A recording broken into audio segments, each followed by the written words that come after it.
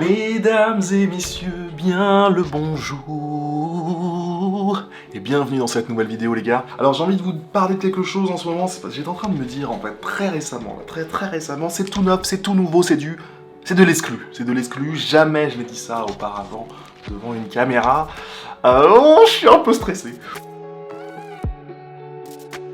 Ce que j'ai envie de vous dire les gars, c'est le code a changé ma vie. Le code a changé ma vie, le code a changé la trajectoire de ma vie, a changé mes perspectives dans la vie. Si aujourd'hui, voilà, j'ai 28 ans, j'ai réussi à vivre plutôt bien, ça va, tu vois, on est là, je vais pas me plaindre, on est quand même pas mal, hein.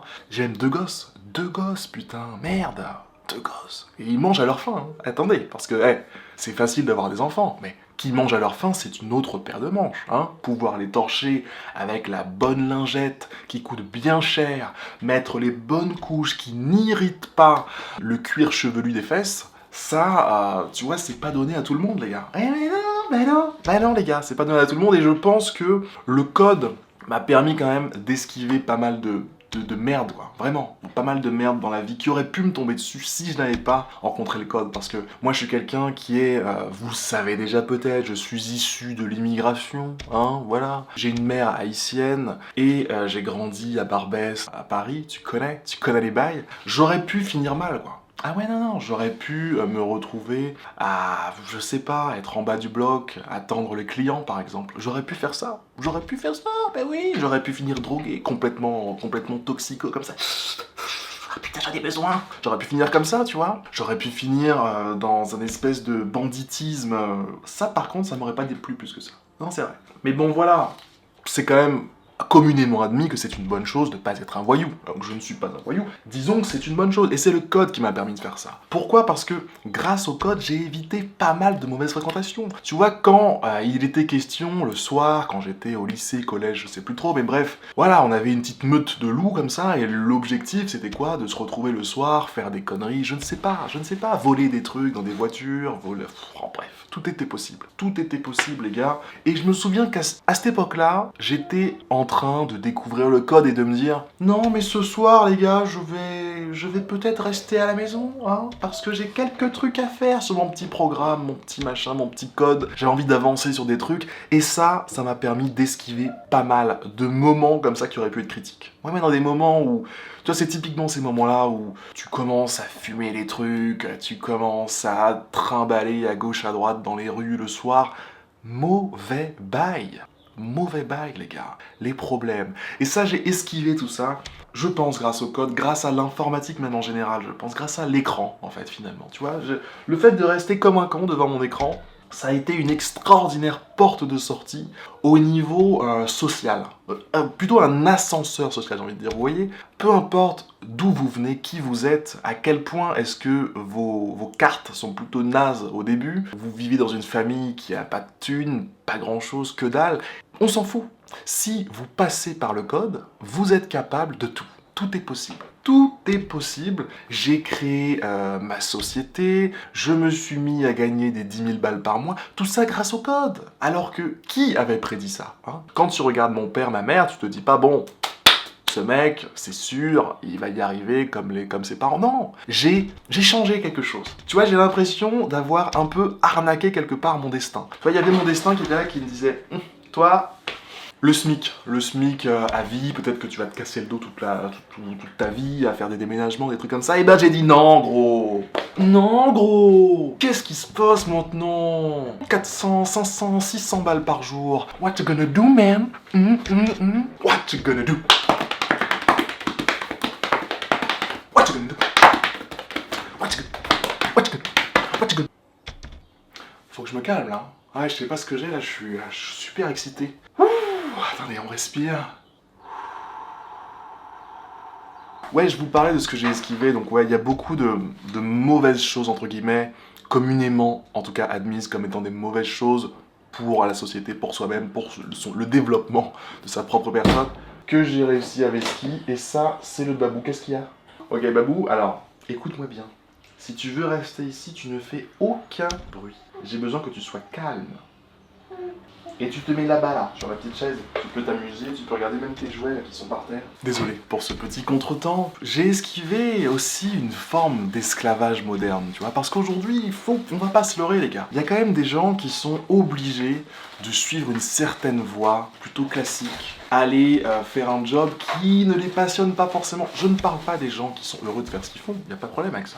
Mais il y a beaucoup de gens qui subissent leur quotidien, qui subissent leur vie, qui n'ont pas le contrôle sur tout ça. Tu vois ce que je veux dire? Le fait d'avoir réussi à gagner ma vie comme développeur freelance, ça m'a permis de voir la vie d'une autre façon. De voir le fait de gagner de l'argent, où il fait énormément de bruit, hein, vous avez vu. Ça va? On me dérange pas? Non. D'accord. Tu fais du bruit? Non. Si, j'entends du bruit. Je vous invite d'ailleurs à faire des enfants. C'est vraiment extraordinaire. Le fait de bosser comme développeur freelance, ça m'a permis, vous voyez, de bosser... tu vois, par exemple, tu bosses 6 mois, tu gagnes 50 000 euros. C'est ouf. C'est ouf, les gars. C'est crazy. C'est crazy, comme disent les Canadiens. 50 000 euros, c'est quoi? Moi, je me rappelle, les gars. Je me souviens de quand je devais trimballer la feuille d'impôt là, de ma mère à l'école pour la cantine, je ne sais quelle réduction de prix, de je ne sais pas quoi. Bref, j'avais marqué sur cette fiche d'impôt le revenu fiscal de référence de la maman, de la daronne. Je me souviens qu'il s'était marqué 11 000. 11 000 euros sur l'année. L'année. Vous vous rendez compte ou pas? En 6 mois, je faisais ce que ma mère pouvait faire en 5 ans. Voilà. Imaginez tout simplement que vous travaillez 6 mois et si vous gardez le même niveau de vie que ma mère, qui n'était pas en si mauvais niveau que ça, on vivait plutôt bien, on avait un petit studio, un petit lit superposé, voilà, c'était bien, on pouvait vivre, on était bien, on allait en vacances de temps en temps, franchement, ma mère s'en sortait plutôt pas mal. Et imaginez vous gardez ce même niveau de vie, vous bossez pendant 6 mois, vous êtes en vacances pendant 4 ans et demi. Merde. Moi qui n'aime pas tant que ça bosser, j'étais très heureux de pouvoir travailler comme ça pendant une petite période et ensuite me dire vas-y je suis en vacances, je vais pouvoir profiter de mon temps, de mon argent comme j'en ai envie, hein, pouvoir gratter la tête de mon fils, lire des bouquins, me développer sur telle ou telle autre activité, faire des vidéos sur YouTube, tu vois, des trucs qui m'intéressent tout simplement. Donc voilà, il y a ça, il y a le fait ouais, d'être capable d'avoir du temps pour soi, du temps pour se développer soi-même, du temps pour faire ce qui compte vraiment pour nous. Et ça, pour moi, c'est une grosse valeur. Grosse valeur. Alors, j'ai l'impression que j'ai tout dit, mais je vais quand même regarder parce que j'avais pris quelques notes. Permettez-moi, d'accord? Je regarde les petites notes. Il y a peut-être un truc que j'ai zappé, on sait jamais, les gars. Who knows? Alors, ce que j'ai esquivé, l'esclavage moderne, ça j'en ai parlé, le fait de travailler pour quelque chose qu'on n'aime pas tout le temps, en attendant les vacances, en attendant le fait d'avoir sa petite augmentation. J'en ai vu des mecs comme ça d'ailleurs. Hein. Quand j'étais en mission, il y avait des gens, je me souviens, ils étaient là, en costard tous les jours, faire un travail pas ouf. Et au final, le but du truc, c'était quoi? C'était de gagner des points en gros, pour te faire voir positivement par ton N+1, pour que potentiellement à ton interview annuelle, tu réussisses à gratter une petite augmentation, un petit millier, 2 milliers, 3 milliers d'euros à la fin de l'année. Super, génial. Et les mecs, c'était vraiment le combat de l'année, quoi. Ils étaient concentrés là-dessus, ils venaient au travail en costard toute la journée, tous les jours. Non, c'est pas, je suis désolé. Ça me semble être de l'esclavage. Ensuite, ce que j'ai atteint, ce que j'ai gagné, de la confiance en moi, ça j'en ai pas parlé. Et ça c'est important. La confiance en soi. Ah oui, le fait... En fait, le code, si vous voulez, c'est un métier d'artisanat. Ok? D'artisan. Vous êtes là, vous... tu vois, c'est comme un peu...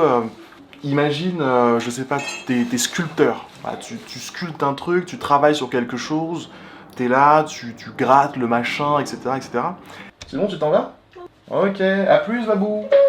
Tu dis au revoir à tout le monde? Au revoir tout le monde. Dans les métiers d'artisanat, souvent il y a ce truc de le sens de ta vie, t'arrives à le trouver dans ce que tu construis, dans ce que tu fais, dans ce que tu crées, tu vois. Et c'est ce qui m'est beaucoup arrivé grâce au code, tu vois, j'ai découvert que j'avais pas mal de potentiel, j'étais capable de faire des choses qui marchaient, qui pouvaient plaire à des gens, etc.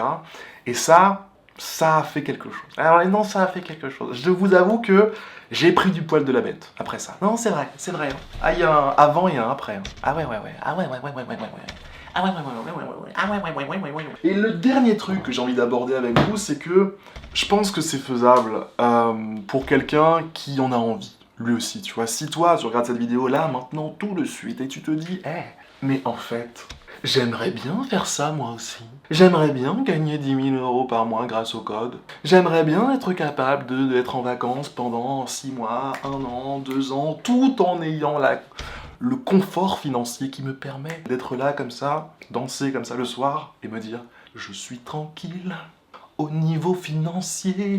Si tu veux être capable de te dire ça, grâce au code, en tout cas si ça t'intéresse, franchement, dis-toi que c'est faisable, mec. C'est vraiment faisable et pour te prouver, pour te montrer, pour t'expliquer que tout ça c'est faisable, j'ai créé un petit truc, ça s'appelle Coding Starter. Tu vas trouver le lien dans la description. Ça te permet de comprendre quelle est la route que tu peux commencer à emprunter dès maintenant, dès aujourd'hui, pour devenir développeur freelance et pour faire un petit peu ce que moi j'ai fait avec le code. Pour moi, le code, c'est pas une fin en soi, c'est vraiment un moyen d'atteindre d'autres choses. C'est vraiment une marche sur laquelle tu peux marcher pour monter plus haut, pour gravir petit à petit les barreaux de la vie.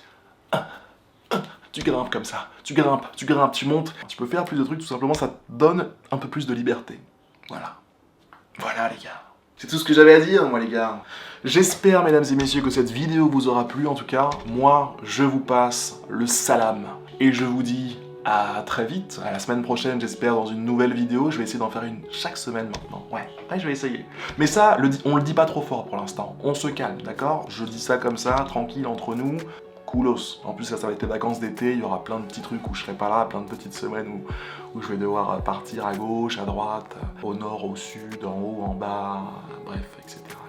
On se tient au jus sur ce point-là, ok? Ne vous inquiétez pas, je vais revenir là-dessus. Je vais revenir là-dessus, je vais même carrément en faire une vidéo, je pense. Ah ouais. Ouais, je suis un ouf, putain, je suis un malade, je suis un baiser, moi, en fait. Allez, les gars, je vous fais des bisous, je vous dis à plus dans une prochaine vidéo. Hasta la vista, baby. Ça coupe là ou pas? Non, ça coupe pas. Putain, coupez le truc, là. Coupe. Eh, vous savez quoi? J'ai une télécommande pour couper, attendez. Et où cette connasse?